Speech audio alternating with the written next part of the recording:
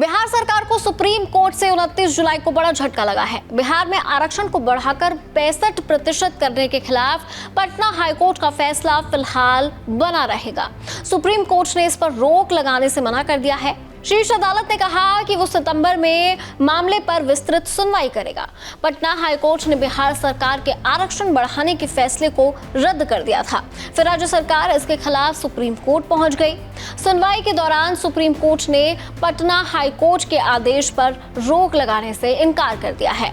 High court ने बिहार सरकार के उस फैसले को रद्द किया था जिसमें सरकारी नौकरियों और शिक्षण संस्थानों में एडमिशन के लिए पिछड़े वर्ग के आरक्षण में इजाफा किया गया था। बिहार सरकार ने पिछड़े वर्ग एससी और एसटी समाज से आने वाले लोगों के लिए सरकारी नौकरियों और शिक्षण संस्थानों में एडमिशन के लिए मिलने वाले आरक्षण की सीमा को 50% से बढ़ाकर 65% कर दिया था।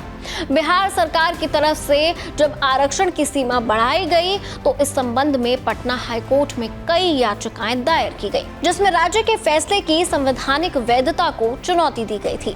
हाईकोर्ट ने मार्च में इस संबंध में दायर रिट याचिकाओं की एक बेंच पर अपना फैसला सुरक्षित रख लिया था। इसके बाद 20 जून को हाईकोर्ट ने बिहार सरकार को बड़ा झटका देते हुए सरकारी नौकरियों और शैक्षणिक संस्थानों में राज्य द्वारा निर्धारित 65% आरक्षण सीमा को रद्द कर दिया।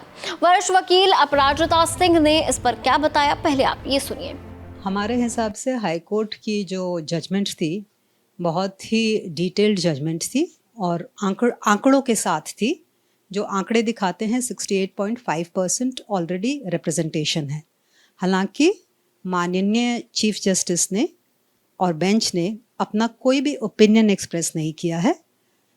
सुप्रीम कोर्ट ने केवल इतना कहा है कि ये एक बहुत ही महत्वपूर्ण विषय है और इसको हमें गंभीरता से सुनना है और इसीलिए उन्होंने लीव ग्रांट करते हुए इस मैटर की सुनवाई सितंबर में रखी है। बिहार सरकार ने पिछले साल नवंबर में आधिकारिक तौर पर राज्य गेजेट में 2 विधायकों को नोटिफाई किया था।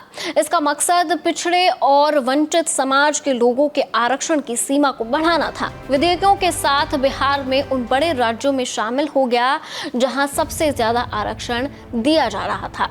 आरक्षण सीमा को 65% करने पर राज्य में कुल आरक्षण 75% तक पहुंच गया। इसमें 10% EWS यानी आर्थिक रूप से कमजोर वर्ग के लोगों को मिलने वाला रिजर्वेशन भी शामिल था।